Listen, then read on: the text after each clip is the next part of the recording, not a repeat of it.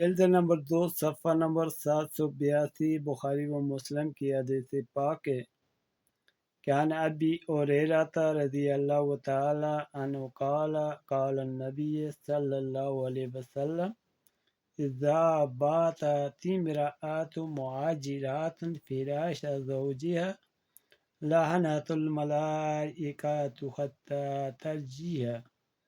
حضرت ابو ہریرہ رضی اللہ فرماتے ہیں کہ نبی پاک صلی اللہ علیہ وسلم نے فرمایا کہ جب عورت اپنے خاوند سے غصے کی وجہ سے حالانکہ بستر پر رات گزارے تو اس پر فرشتے لعنت کرتے رہتے ہیں یہاں تک کہ وہ عورت خاوند کے پاس آ جائے۔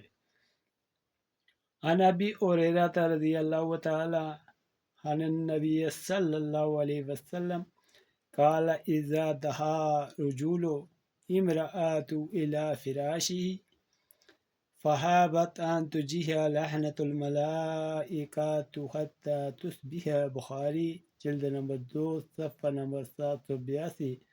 حضرت ابو ہریرہ رضی اللہ سے مروی ہے کہ آپ صلی اللہ علیہ وسلم نے فرمایا کہ خاوند جب بیوی کو اپنے بستر پر بلائے وہ انکار کر دے تو فرشتے لعنت کرتے رہتے ہیں یہاں تک کہ صبح ہو جائے۔